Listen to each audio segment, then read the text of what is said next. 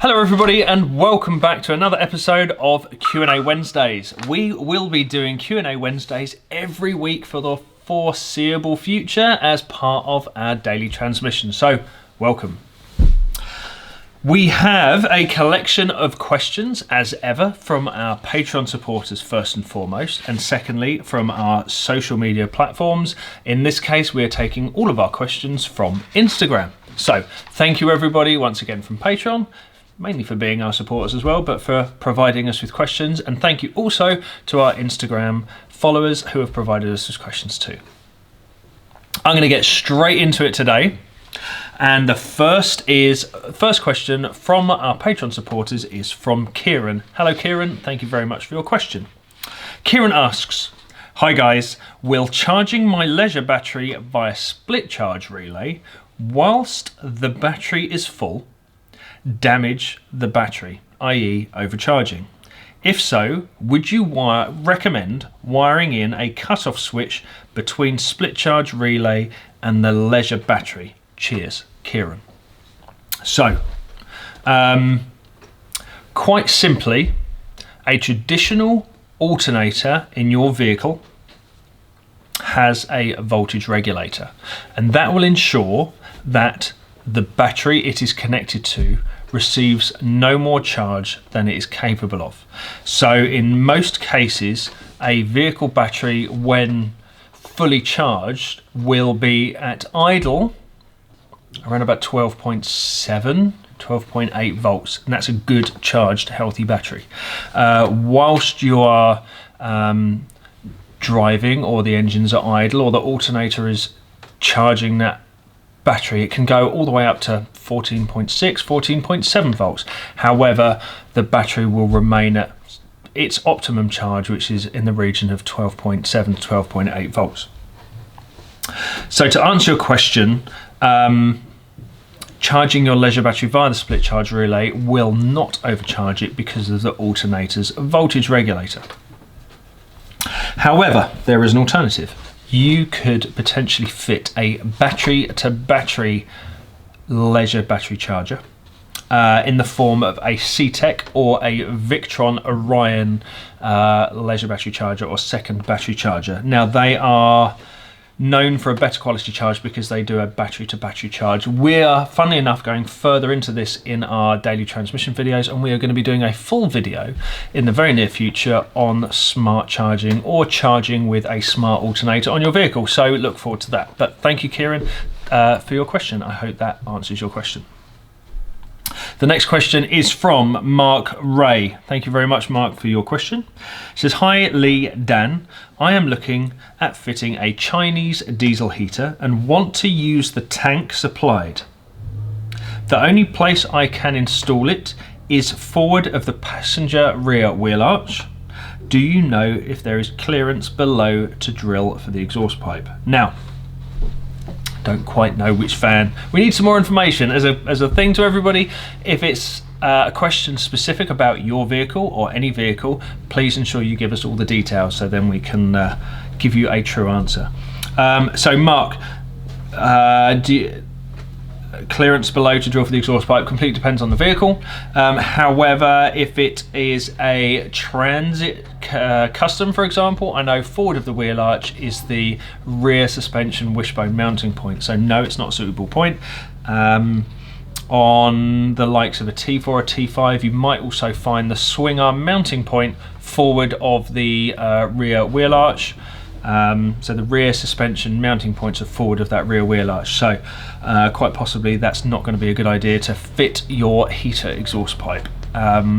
Alternatively, there are places such as under the front of the van using brackets supplied by the likes of caravans or any of the heater manufacturers. They will often give you brackets to put your heater in places such as behind the driver's front step or underneath the seat and places like that. So there are lots of different options. Again, if you want any further details, please give us a few more details about the vehicle you wish to fit it to. But thanks again for your question, Mark. I hope that helps.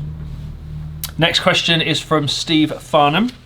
He says, afternoon chaps, I've just finished off all the insulation in my short wheelbase T4 in the back and cab floor. Whilst I have the seats out, I was going to run the electrics from the leisure battery, which is under the bonnet, to the fuse box at the rear. Which is the ideal route? Cheers, Steve. Now, the ideal route is whichever suits your interior layout, your chosen layout. There are a number of different ways. However, the ideal route is the safest one and the most secure, to simply answer the question. In terms of routes, you can route the wiring, for example, from under the bonnet. You can come through the bulkhead, up the A-pillar, and all the way along the rafters to then further down the van. Or you can come through the bulkhead, along the cab floor, up the B-pillar, through the rafters, and down to wherever you're going to. Alternatively, you could technically lay your cable wherever you want, as long as it is safely protected by trunking or some form of covering, but make sure it's safely routed, no snags or kinks, and if needs be, protect it with maybe a trunking or a Copex or something like that. In fact, we've got a video on how to safely route your wiring, and maybe it's going to go up there right now. I'll put a card in the video where you can see the video to how to safely route wiring. But thanks very much, Steve. I hope that answers your question, or at least helps. Maxime Barthelm, one of our patrons, thank you once again for your question. Hey guys, I'd like to install a compressor fridge, in brackets Waco, instead of my old three-way fridge. Do I still need the vents behind the fridge, top and bottom, on my side panel? Cheers, Max. So, Max, short answer, no. However, if you are installing a compressor fridge, such as a Waco, into your van or camper or motorhome, it is highly advisable that you, or highly recommended that you put a vent within the cupboard. I completely adjusted my chair by accident then, so you might have noticed that. So I'm just going to pop that back up. I tried to play it cool then, it didn't. I had to readjust it. So to answer your question, yes, you still need to put vents to allow the airflow behind the fridge. However, you don't need to go to extremes such as a three-way fridge where you've got exterior vents to provide a flue type situation where cool air comes in and the hot air or the warmer air escapes out the top. We just make sure that there is a good flow of air coming in behind the fridge. In a similar sort of sense, there's a flue in and a flue out. So as long as you've got a good circulation of air behind the fridge, you're not just tucking it in a cupboard and allowing all that heat to just build up. Because on a hot day, it may stop the fridge, or worse, may damage your fridge. And that is it for Patreon for today. So thank you very much, everybody who is a Patreon supporter. Your support is appreciated as ever. Moving on to Instagram. The first is from @David.Peckham1. Quite simply, German or Chinese diesel heater. German. And by that I mean a Webasto or an Eberspacher. Now I know there's lots of great things to be said about the Chinese diesel heaters. Their price is on point, they work, and they are a very convenient method for heating. I have installed a few. I've never bought one though. I fit them to customers' vehicles on the complete understanding that they have purchased that item. I would only buy a diesel heater from a renowned company with a brand, because it's not my van I'm fitting these heaters to, it's customers' vehicles, and I want my customers to have the best. There are lots of differences, and once again it's going to be a video and a subject we are going to really delve deep into, and we're going to use a qualified technician to help us give you the correct information. Before I spout off any rubbish, we're going to get somebody qualified who deals with these every day, who rebuilds them, recalibrates them, and services them. So look forward to that. The next question via Instagram is @BigRedVWT3. Hello mate. He says, any tips on the best way to tackle outer sill, including the door track on the sliding door?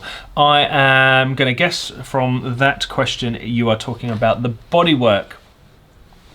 Any tips on the best way to tackle? I'm not a qualified body shop technician. I'm not experienced that much in body shop, which is why you don't see us doing any sort of body work on any vehicles.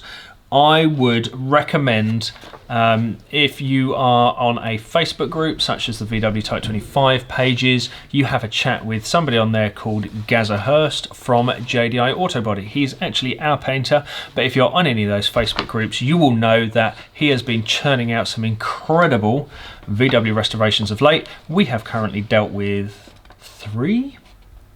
Couple of Westphalias and a standard T3 van, one of which we're going to be filming very shortly, and one of which you may have seen in the background of our videos. So, simple answer, have a look at Gazza Hurst on Facebook pages, the Type 25 Facebook pages. I hope that helps. And thanks for your question. Next question is from @periwinkle_blue_247. What's the chance of a bonded window removal refit tutorial? It can't just be me who has messed up. Well, sorry about that. We haven't actually done a window fitting or removal video yet, as you've probably seen, mainly because I haven't done a lot of window fitting, because I have a good friend who is fully qualified. He's an ex-window fitter, and he does all of our window work. And when there's somebody better than me at doing it, I will quite happily hand that work over to him.